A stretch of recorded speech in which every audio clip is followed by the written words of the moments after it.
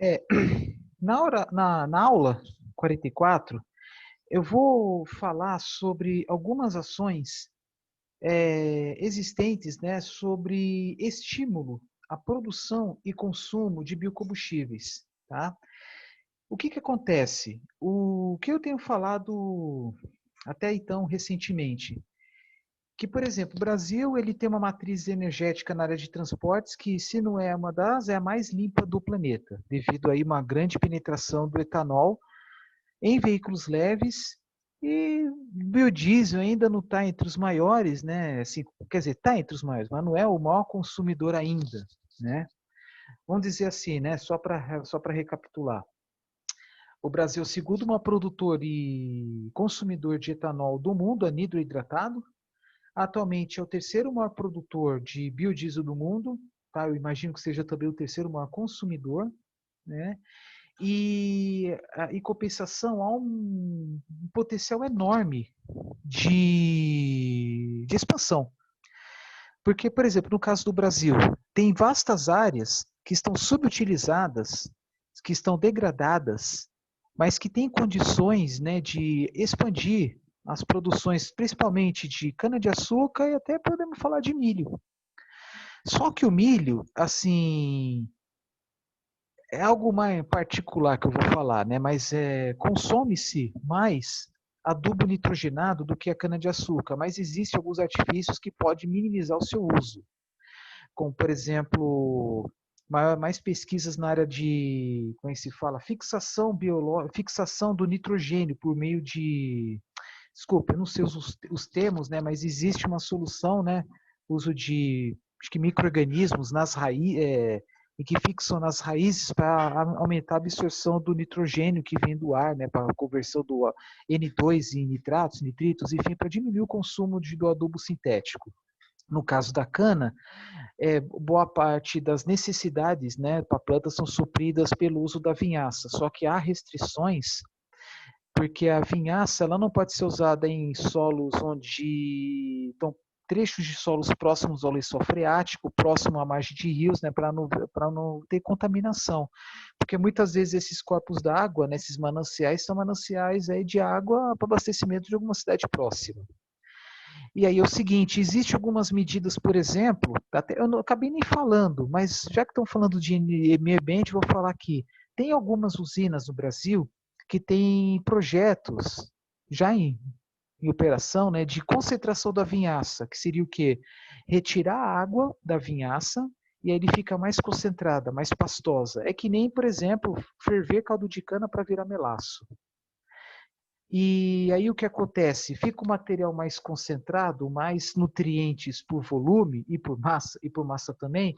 Essa água que é extraída, né, da vinhaça para um processo de industrial, ele pode ser reutilizado na usina, no processo industrial, até mesmo para irrigação, né, mas acho que é mais conveniente na indústria porque a planta de retirada da água da vinhaça é dentro da indústria, né, produção do etanol. E aí, como é um material mais concentrado, ele pode ser usado não apenas para adubar os canaviais, mas qualquer cultura agrícola. E ele pode ser despejado a distâncias maiores, porque o custo do transporte diminui, porque você está transportando mais nutrientes no mesmo tanque do caminhão. Tá? Porque até então, era viável economicamente transportar vinhaça até um certo trecho. Tem fazendas que têm tubulações de vinhaça, mas em lugares mais distantes isso não é viável. Aí precisa, né, de artifícios aí como adubo nitrogenado, sintético, aí os custos aumentam. Também por isso que eu falei em vídeos anteriores que é essencial o investimento em projetos que visam o aumento da eficiência, o aumento da densidade de cana por hectare. Porque média no Brasil em torno de 75, mas tem usina que já chegou na famosa casa dos 3 dígitos, né? Mais de 100. Por quê? Porque em alguns lugares, como a região de Piracicaba, a terra está ficando cada vez mais cara, tem especulação imobiliária e construção de indústrias que não tem nada a ver com produção de etanol, enfim. E também devido à legislação que atualmente, né, pelo menos no estado de São Paulo, Mato Grosso do Sul não é diferente, é proibida a queimada. Então, na década passada, teve uma legislação que era assim, até um certo ano, quer dizer, a partir de um certo ano é proibido queimada em locais com declividade pequena. menos de 12%, que são locais onde passa perfeitamente na colheitadeira. E depois foi proibido a queimada em declividade acima de 12%, onde a colheita é manual. Mas como é desconfortável cortar manualmente uma cana que não é queimada, então com o tempo essa colheita está sendo extinto, né, os canaviais e regiões com declividade mais alta. Mas, em compensação, está tendo uma demanda de outras culturas, como eucalipto, para a produção de lenha, ou até mesmo, né, reflorestamento, plantando com plantas nativas, enfim, né, ou outras culturas aí manuais, como hortaliças, enfim. Então, é isso. Então, uma forma de estimular a produção de cana é avanço tecnológico, né, mais pesquisas em cima disso. E que, no final das contas, vai contribuir para a queda do custo final do produto, no caso do etanol, até mesmo do açúcar. Né? Então, acho que não adianta nada ficar investindo muito, gastando muito na tecnologia, tal, no campo, nem na indústria, se não tiver mão de obra capacitada e também disposta a usar do seu conhecimento. Tá? Que eu falei aí que recentemente houve uma queda da produtividade da cana devido à adoção inadequada no início das colheitadeiras de cana, né, que substitui em torno de 80 pessoas. Vou dizer uma coisa, a agricultura, o campo e a indústria tiveram que se adaptar fortemente devido aí à colheita mecanizada, mas esse é um assunto aí para uma não nesta disciplina, tá? Tem uma disciplina específica que eu falo sobre isso, que é tecnologias para a transformação da biomassa.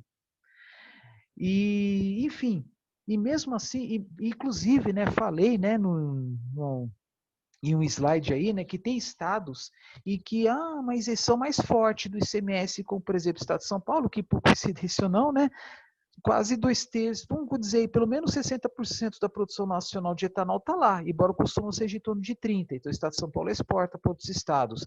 Eles criaram um programa bem forte, né, do uso do etanol, por isso que ele é muito mais barato que no Mato Grosso do Sul, por exemplo. E o ICMS menor do que no Mato Grosso do Sul ajuda muito.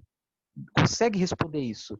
É só observar, por exemplo, comparar o preço do etanol em Bataguaçu, Porto 15, no Mato Grosso do Sul, com o Presidente Epitácio, Três Lagoas com o Castilho, Aparecida do Taboado com, acho que é Santa Fé do Sul, não lembro o nome da cidade.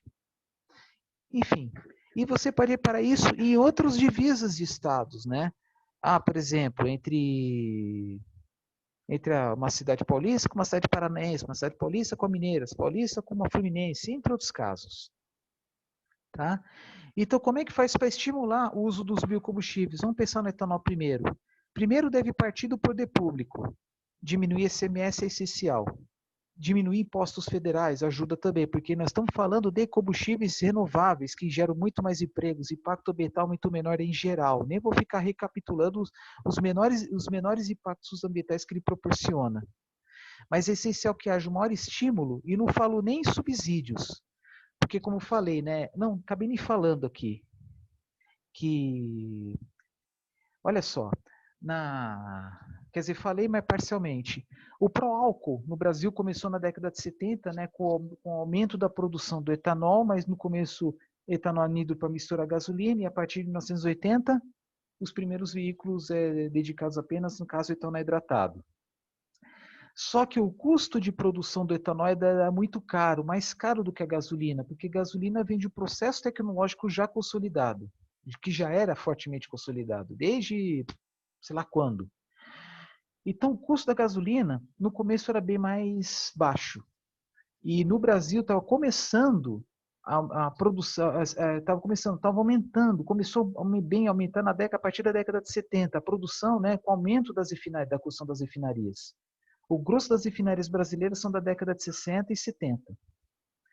E, enfim, e com isso ajudou a diminuir o custo final da gasolina nos postos, né, até diminuindo as importações. Só que o custo da produção de etanol era muito alto em comparação à gasolina, porque a produtividade no campo era mais baixa, falava assim, atualmente é 75 toneladas por hectare em média, mas na época era 30, 40, na melhor das hipóteses. As perdas da cana nas indústrias eram muito altas.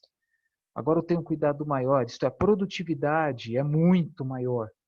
Então, no final das contas, né, devido aos avanços no campo e na indústria, tornou-se possível, né, aumentar, digamos, o volume de etanol por hectare de cana plantado em, sei lá, 3 vezes pelo menos, né? E com isso diminuiu o custo final do etanol. Só que em um determinado período foi necessário, por exemplo, principalmente em 1987, 88, que o preço do petróleo despencou, foi necessário adotar o quê? Uma política Robin Hood, que é tirar da gasolina e colocar no etanol. Por quê?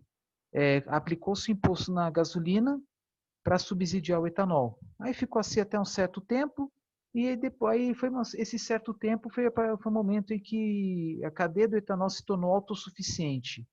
É o que está começando até agora com o biodiesel. No começo dependia de subsídio, que era por parte assim do governo federal pagar mais para o agricultor, para o produtor de biodiesel, né, e beneficiando também o agricultor por meio do selo combustível social.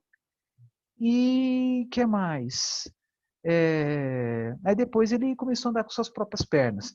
Poderia ser a mesma coisa com o biogás? Biogás de novo, né? Aquele gás produzido pela decomposição, né? Biodigestão da matéria orgânica, depois converter biogás em biometano para ser usado em veículos leves ou pesados. Poderia também. Só que é uma tecnologia que carece de maiores investimentos em pesquisa, né, para permitir a sua popularização. Mas atualmente alguns veículos mais assim, experimentais usam biometano como combustível veicular. Tá?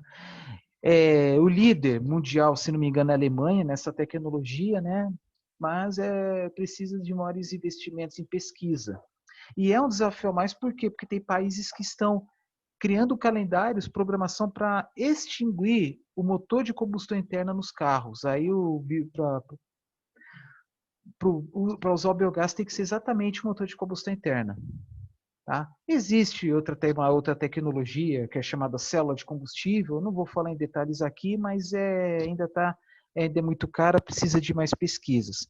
E falando nisso, né, até esqueci de falar, que há pesquisas em cima do hidrogênio, né? Quer dizer, já falei, né, dos benefícios do hidrogênio, só que o grande problema do hidrogênio é que a maior parte do hidrogênio produzido no mundo vem do gás natural, combustível não renovável. Mas existem iniciativas aí, projetos de hidrogênio, biohidrogênio, hidrogênio renovável, tá? Aí tem até alguns termos, hidrogênio verde, no caso vindo, sei lá, do etanol, do biogás, por exemplo. Aí tem acho que hidrogênio azul, se não me engano, que vem da eletrólise, mas aí tem que ver a origem da energia elétrica, enfim. Aí tá. Então, como é que eu faço para estimular a produção e consumo de biocombustíveis? Iniciativas por meio dos programas competentes diversos, né? Existe até uma campanha lá em Brasília para permitir, por exemplo, a venda direta, isto é, a venda do etanol saindo da usina e do direto para o posto. Mas aí então ser discutido também a questão da tributação, que é algo mais difícil de ser feito nesta modalidade, porque o controle é melhor, o controle é mais fácil, digamos, quando envolve a distribuidora, porque no caso a venda direta não precisaria ter distribuidora, isto é da usina até o posto. Vantagem, o combustível vai ser muito mais barato, só que tem a desvantagem do desafio no que tange a tributação e também dizem que vai ser mais difícil o controle de qualidade do etanol, por exemplo. Mas se pode fazer no etanol, o biodiesel não seria muito diferente se vendesse de diesel puro, que eu acho que é uma coisa que teria que ter, essa é a minha opinião.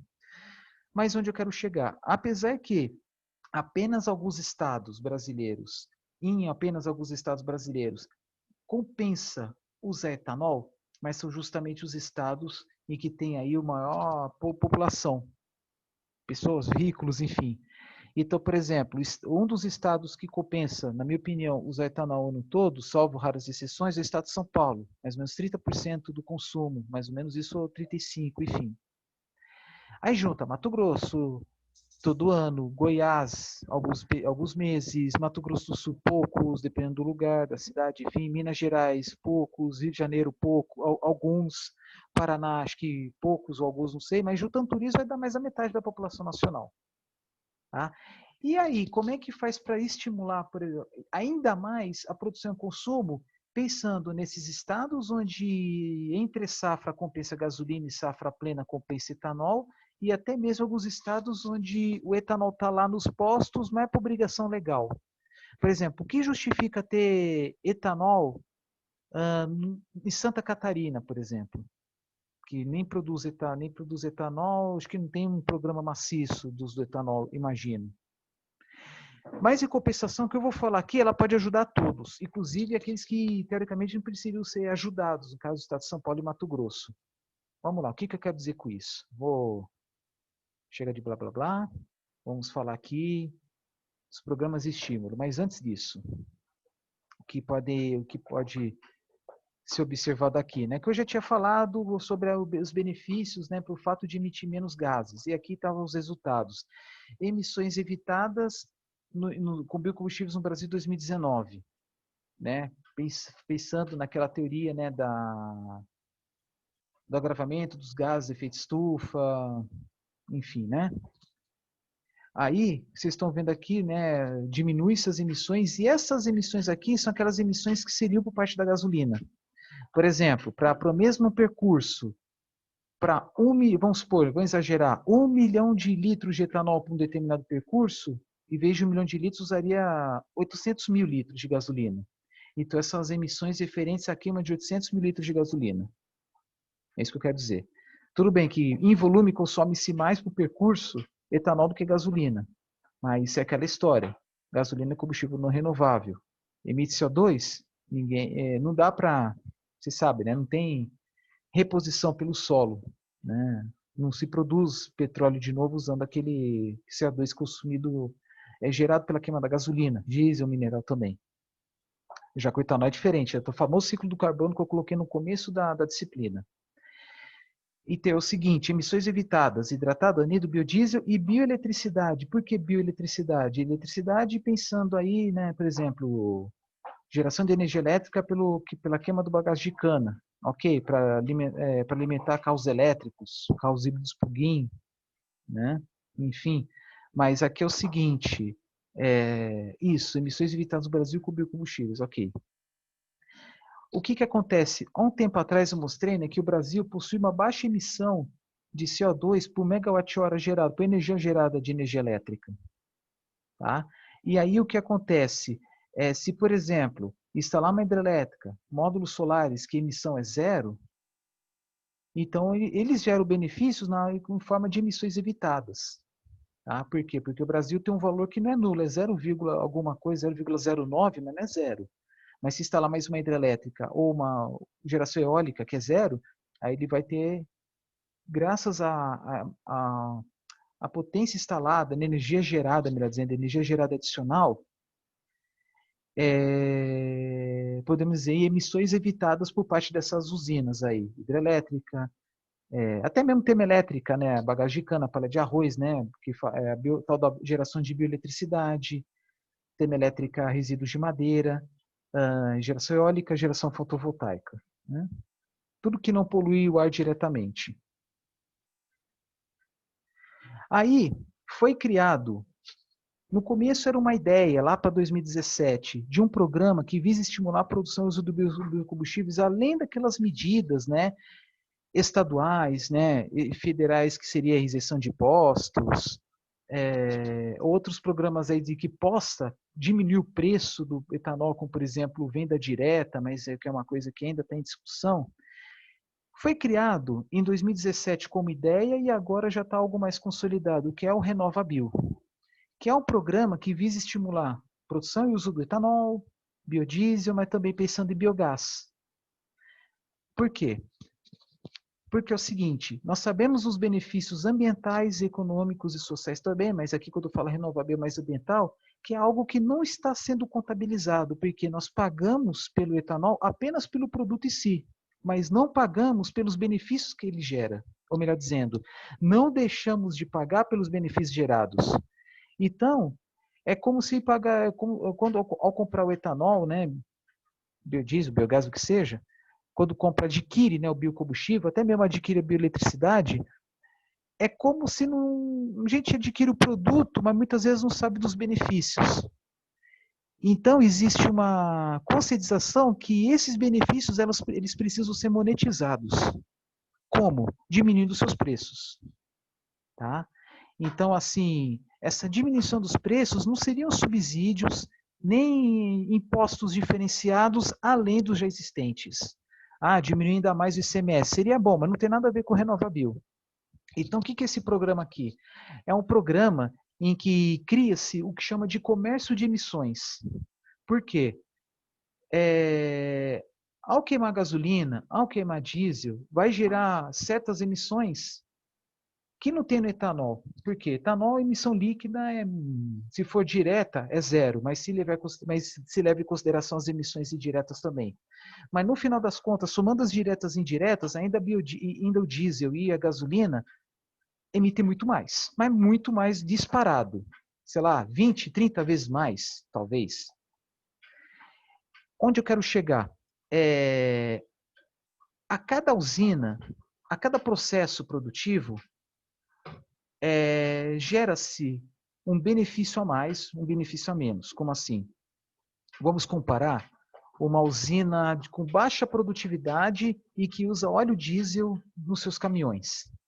E vamos pensar numa usina altamente produtiva que usa, por exemplo, biogás em suas composições, em seus veículos. Então, o impacto positivo vai ser muito maior em cima dessa segunda opção, dessa segunda usina. Então, é isso que eu quero mostrar aqui, que foi criado, primeiramente, uma nota de eficiência energético-ambiental das unidades certificadas. Como assim? Porque o RenovaBio visa capitalizar aquelas usinas que geram combustíveis renováveis. E quanto maior a nota, ou quanto maior o benefício que uma determinada usina gera, no caso, quanto menores as emissões indiretas, maior a nota e, no final das contas, mais dinheiro ele recebe. Como é que é feito essa nota, essa pontuação? É assim, cada usina tem uma nota. Ah, mas todas as usinas produzem a mesma coisa. Etanol, todas, biodiesel, outra, biogás. Mas, como eu falei agora, tem usinas altamente eficientes, outras nem tanto. Tem umas usinas mais arcaicas. Mas aí tem usina que tem o diferencial de adotar o biogás nos veículos, nos caminhões. Tem uma usina que tem lá um conjunto de caldeiras, uma ou mais caldeiras, de maior pressão e temperatura de vapor, com umas turbinas mais potentes, que gera mais energia elétrica. E aí vai gerar uma maior pontuação também, por quê? Porque está aumentando ainda mais as emissões evitadas. Então, você gera mais energia elétrica por uma determinada quantidade de cana, mais energia elétrica em cima daquela mesma cana, você vai deixar de emitir mais CO2 em comparação à média das emissões brasileiras. Por quê? De novo, o Brasil gera um valor não nulo de emissões por megawatt-hora gerado. Por quê? Porque tem usina a carvão, tem usina a gás natural, usina óleo combustível, sistemas isolados que consomem óleo diesel convencional e assim por diante. Ao contrário do Paraguai, que a emissão líquida é zero, Noruega e Islândia acho que é zero também. Bom, de novo, aí observou-se, por exemplo, né, que as emissões evitadas por parte do etanol de segunda geração são maiores ainda do que do etanol de primeira geração, que é oriundo da fermentação do caldo da cana. Por quê? Porque usa-se matéria-prima residual. Então, usar matéria-prima residual, mesmo que o processo industrial seja maior, mesmo que o gasto de energia seja maior, mas é aquela energia proveniente do bagaço de cana. Então, assim, produção de etanol de segunda geração não precisa de óleo diesel, gás natural, carvão, nada disso. É tudo renovável. Tudo, assim, digamos, energia de origem renovável. Por isso que, por exemplo, a Granbio, que é uma usina lá do estado de Alagoas, está conseguindo comercializar esse etanol de segunda geração para o estado da Califórnia. Por quê? Porque o governo do estado, o Departamento de Energia, Meio Ambiente, sei lá o que, do estado da Califórnia, ele concedeu uma nota bem alta para esse etanol da celulose dessa usina chamada Granbio do estado de Alagoas, que usa bagaço e palha para a produção de etanol. E quanto maior a nota, maior é o valor concedido por litro. Então, por exemplo, de novo, né, num posto vende aquele combustível por 8, mas o governo compra por 10. Então, esses dois pagos pelo governo, é um subsídio. É que eu falo que existem várias formas, né, de auxiliar financeiramente, né, um produto ou um processo, e o subsídio é um deles. Aí que vocês podem ver aqui é uma nota média. Por exemplo, o biodiesel, ele consegue aí uma nota máxima, assim, vamos supor, a melhor usina de biodiesel conseguiu uma nota máxima em torno de... Não é uma nota, digamos, né, como nós conhecemos, né, de 1 a 10, mas é emissões evitadas. A melhor usina deixou de emitir em torno de 81 para 81,5 gramas de CO2 equivalente por megajoule de energia embutida do próprio biodiesel, por exemplo. Tá? Então, assim, não, desculpa, não é energia do próprio biodiesel, é energia em geral. Então, aqui a emissão evitada do biodiesel foi a maior de todas. Do biometano é alta também, mas aqui colocou só porque acho que ele veio em consideração apenas uma planta de produção de biometano. No começo, o Brasil está começando ainda, né? Ainda está importando 100% da tecnologia da Alemanha, enfim, está começando.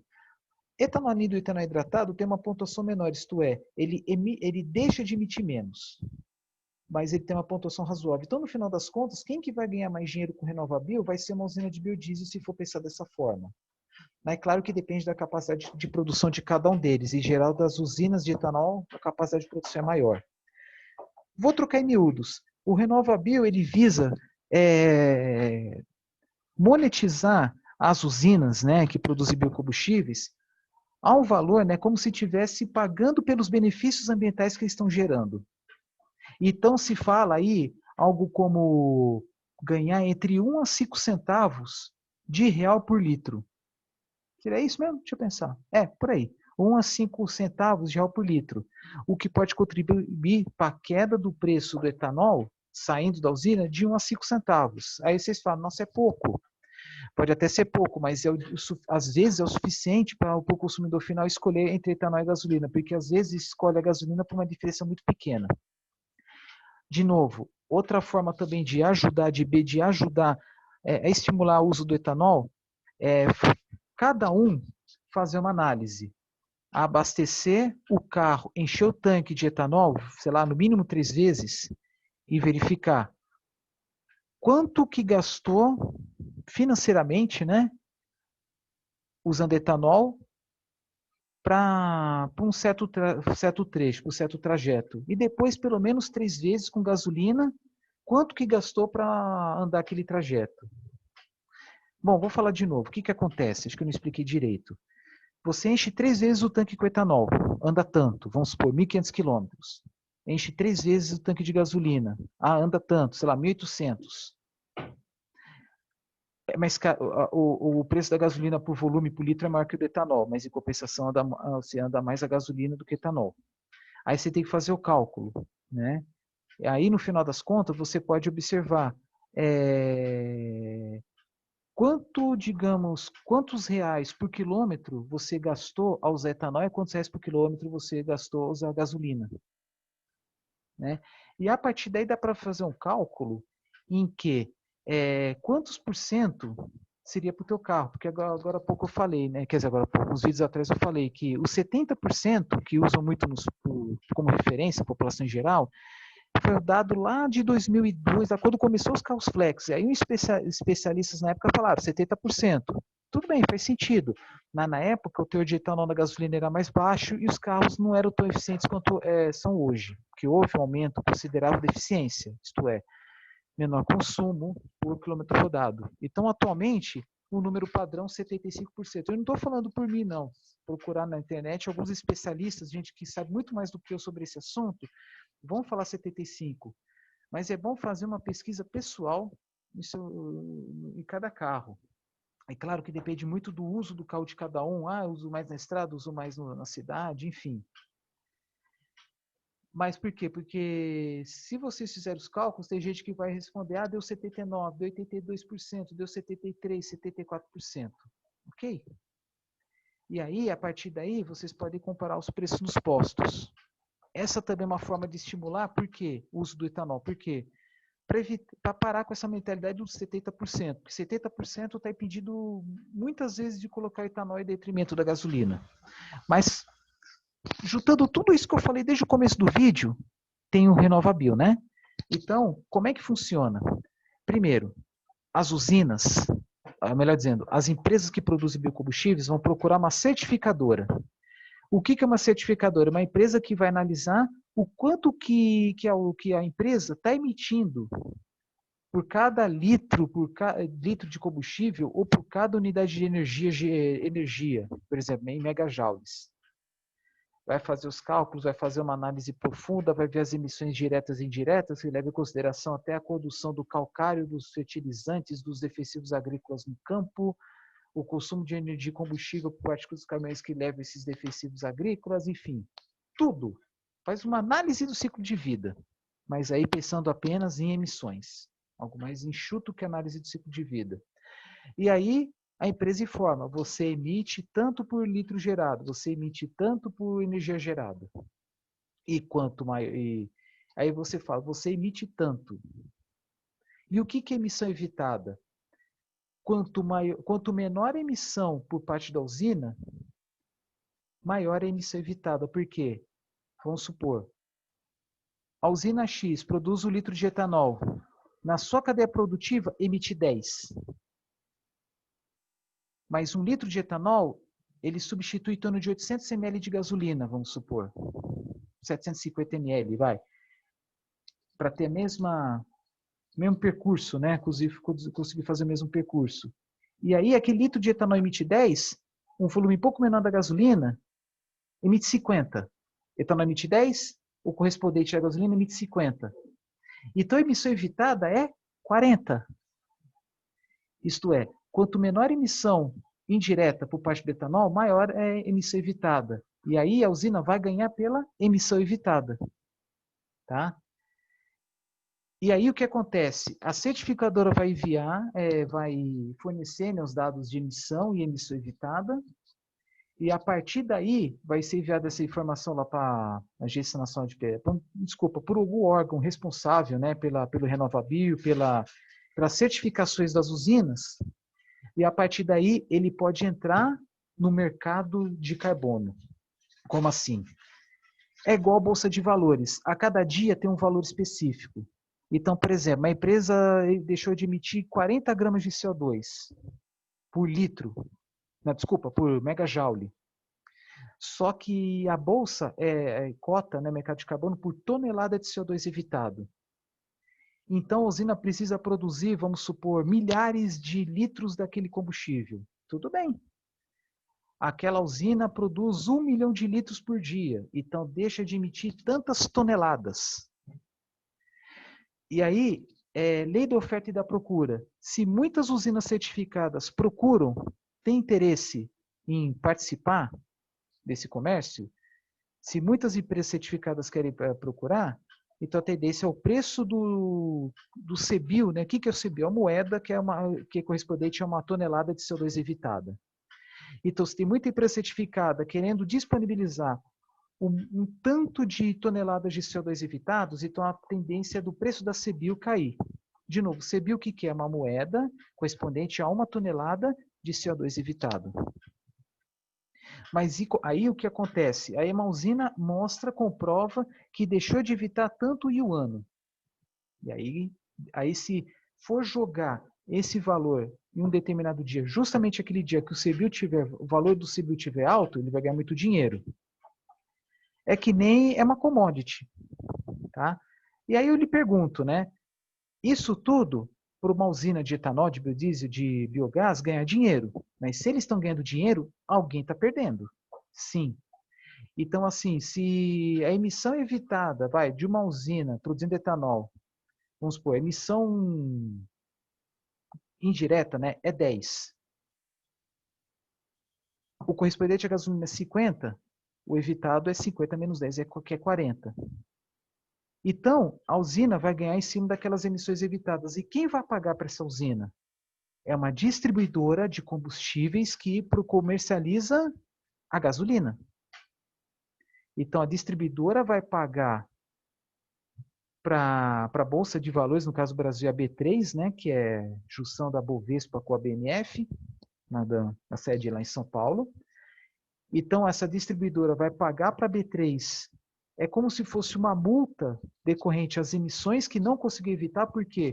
Porque é claro que uma refinaria ou uma importadora, ela vai querer mostrar para A mais B que está diminuindo as suas emissões diretas e indiretas. Qual é a forma de diminuir essas emissões diretas e indiretas? Na minha opinião, duas. Primeiro, maior eficiência nas refinarias e segundo, maior quantidade de etanol na gasolina.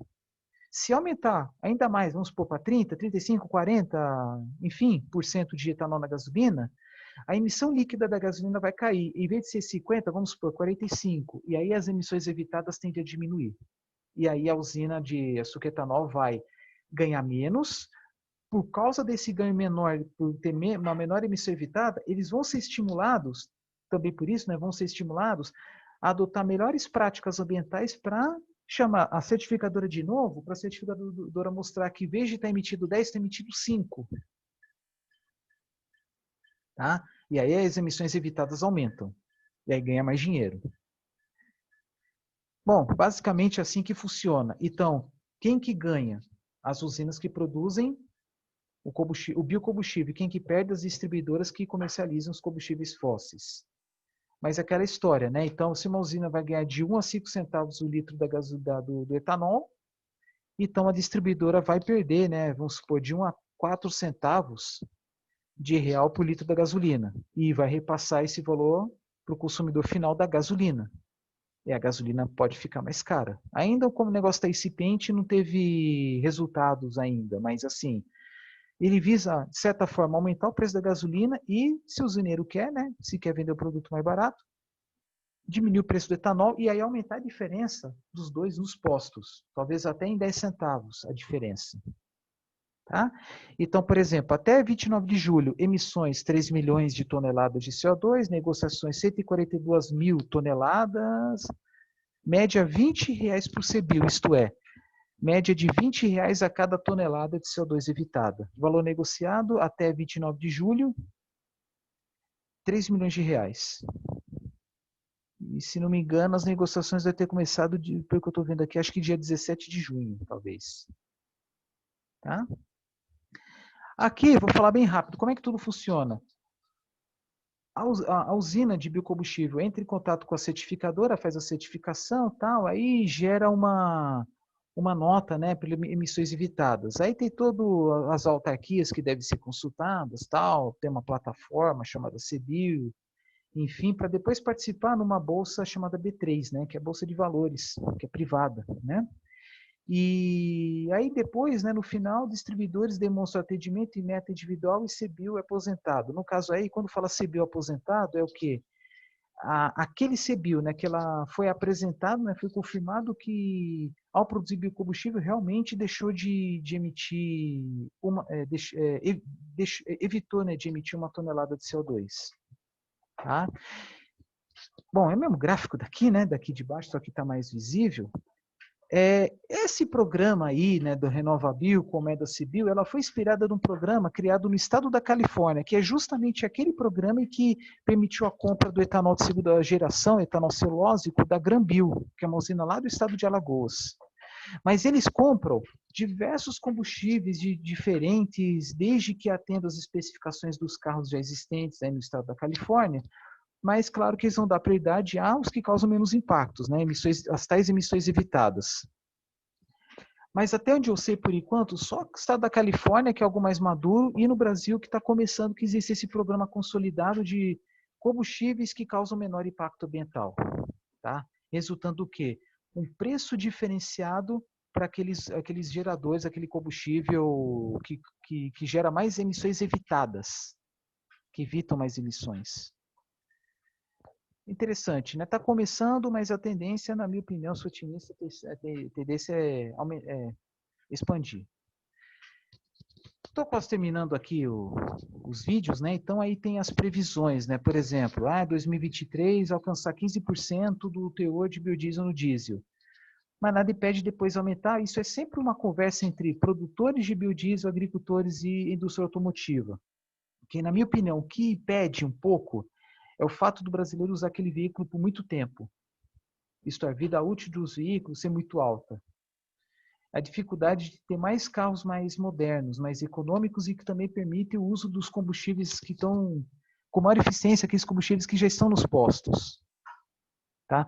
Por exemplo, diesel S500, diesel convencional S500, 500 ppm de enxofre ainda não acabou, ainda não deixou de ser vendido, por quê? Porque tem muito caminhão velho. Tá? Há uma perspectiva aí do aumento da produção de etanol, aumento da produção de biogás, aqui uma exceção do biogás, visto que o potencial é enorme, tem muita matéria-prima para tal. E aí, algo mais demorado, mais a longo prazo, a inserção do bioquerosene. Tá? Mesma coisa que biodiesel e etanol. Por enquanto, mistura de 1%, 2% para conhecer, né, os resultados nos aviões. Tá? Então, é isso, né, que são os programas de estímulo aos biocombustíveis. E aí eu termino esse vídeo e acabo aí a matéria desta disciplina, né, Engenharia, Energia e Meio Ambiente. Tá, eu espero que tenha sido bastante satisfatório, né, visto que tem muita coisa a ser comentada, né, sobre esse assunto. Tá? Apesar de ter feito, de certa forma, o lobby aí de outras disciplinas que eu leciono, né? Mas é só para mostrar o porquê que não comentei certos assuntos, né? Devido ao tempo restrito, né? Acabei assim, fiz bastante vídeo, mas eu acho que vai ser bastante satisfatório para todos vocês e estou à disposição para tirar dúvidas, alguns esclarecimentos, etc. Tá? É um vídeo bem simples, tá? Com poucos recursos, né? Mas o intuito é mostrar o conhecimento, a informação, né? Não costumo usar recursos tecnológicos, visuais, auditivos avançados, né? Primeiro porque eu não manjo e segundo porque acho que não é o caso, o objetivo principal não é esse. Mas eu espero que tenha sido assim bem didático, mostrar assim, mostrar uma informação que está na internet, tá? Então a grande maioria dos conteúdos que eu coloquei eu peguei na internet, tá? Uma tabela ou outra eu mesmo fiz. E é a primeira vez que eu ministro essa disciplina, então peço desculpas desde já se eu cometi algum equívoco ou cometi algum erro conceitual de alguma informação que, ora, eu errei ou deixei de passar. Mas claro que estamos aqui para melhorar a didática.